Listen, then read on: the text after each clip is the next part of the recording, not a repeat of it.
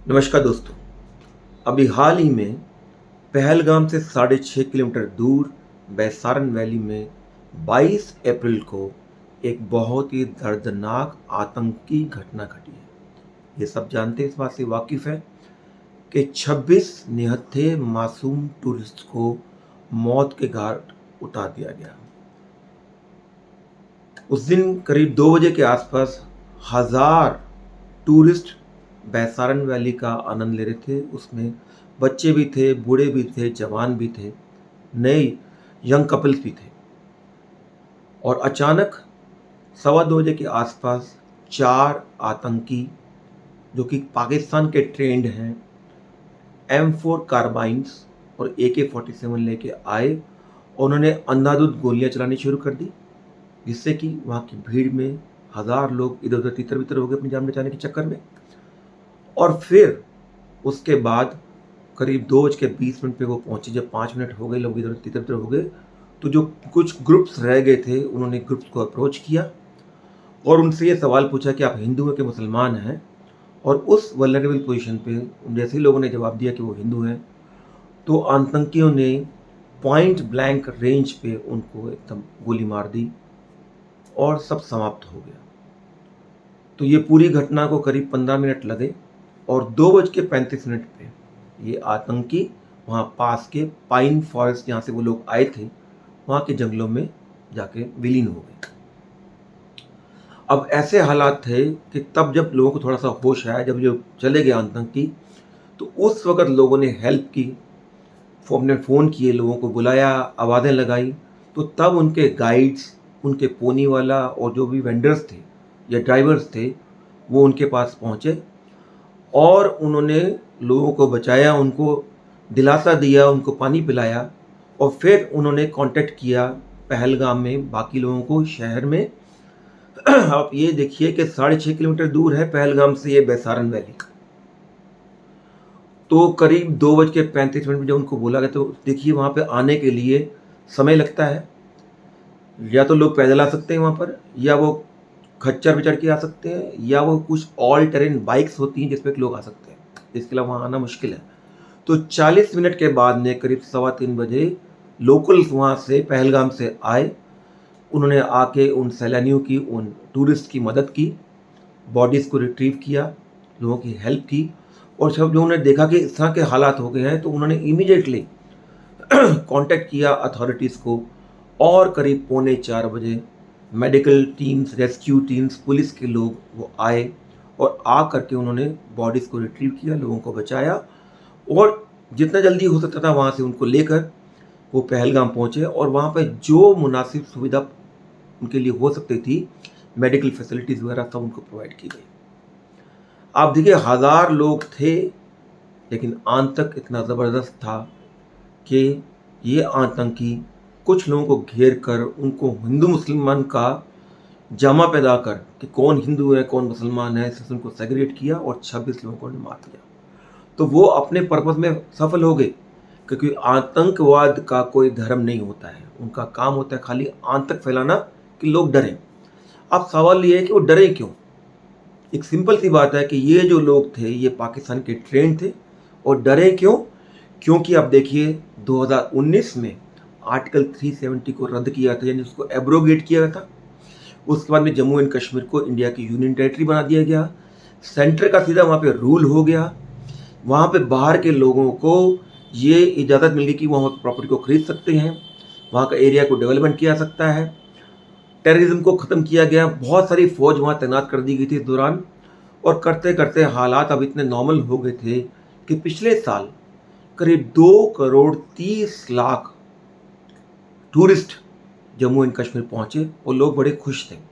वहाँ के लोकल भी बड़े खुश थे क्योंकि वहाँ की इकोनॉमी बेटर हो गई थी, वहाँ पे बिजनेस पनप रहा था, टूरिस्ट आ रहे थे। अब देखिए जम्मू एंड कश्मीर का मुख्य जो बिजनेस है वो टूरिस्ट पे निर्भर करता है। तो सब कुछ ठीक चल रहा था, लेकिन ये बात पाकिस्तान को नहीं भाई। क्यों भाई? क्यों भाएगी? क्योंकि पाकिस्तान खुद भी अपने इकोनॉमिक क्राइसिस से गुजर रहा है। तो पाकिस्तान चाहता था कि किसी तरह से इस पूरे मुद्दे को डाइवर्ट किया जाए। तो वो जम्मू एंड कश्मीर के इतनी तेज़ी से बदलते हुए हालात को देख के प्रसन्न नहीं था, खुश नहीं था। तो उन्होंने सोचा कि इनके यहाँ पे दहशत फैलाई जाए, यहाँ के टूरिज्म को अटैक किया जाए, ताकि लोग वापस जम्मू कश्मीर आना भूल जाए।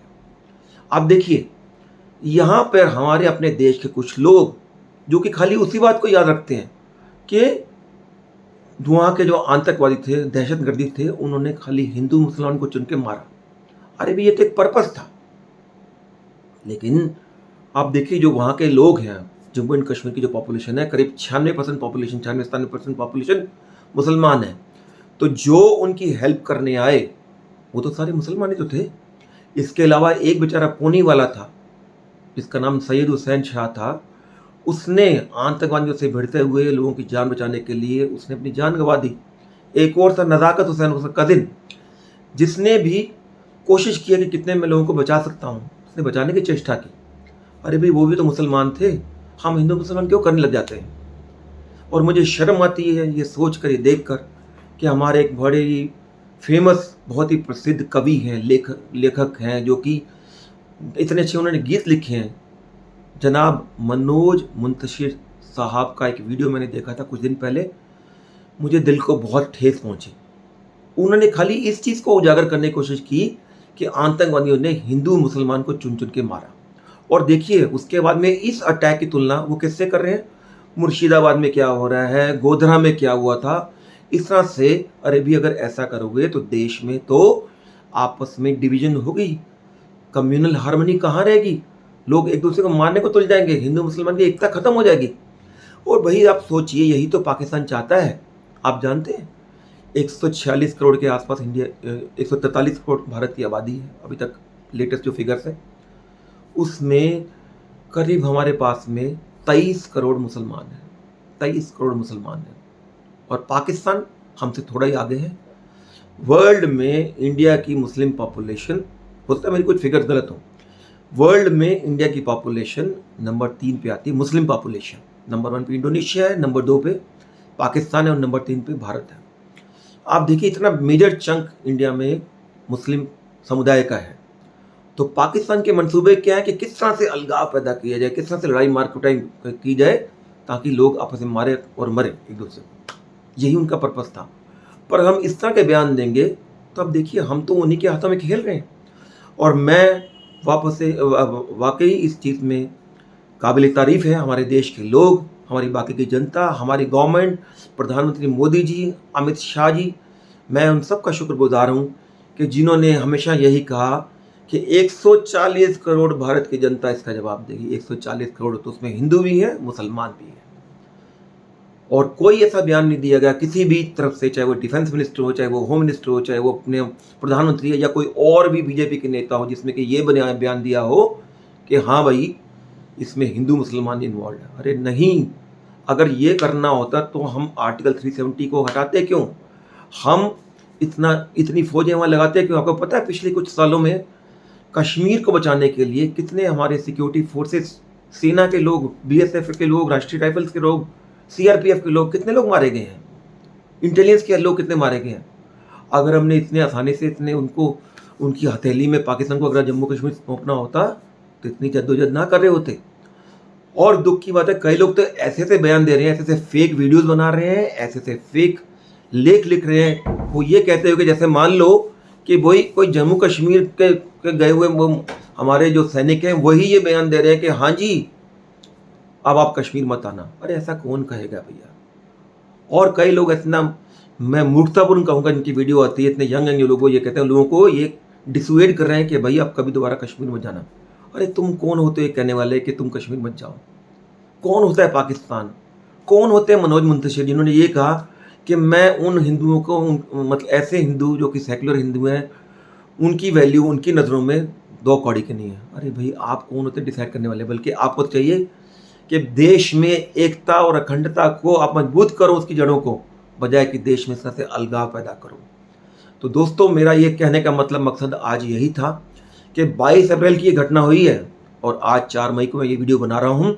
आप देखिए 8 और 4 12 13 दिन बीत चुके हैं और वाकई ये काबिल तारीफ है। इंडिया की डेमोक्रेसी है, इंडिया की यूनिटी है कि देश में ऐसी कोई घटना नहीं हुई है जिसमें कि अलगाव पैदा हो। बल्कि असाउद्दीन ओवैसी जैसे लोग भी ये कह रहे हैं कि हम पाकिस्तान को जवाब देंगे इसका। कुछ एक छुटपुट घटना हुई है जिसमें कि कुछ कश्मीरी शॉल वालों को कुछ कहा गया है, लेकिन ओवरऑल इंडिया में बिल्कुल शांति है। तो दोस्तों, जय हिंद, जय भारत।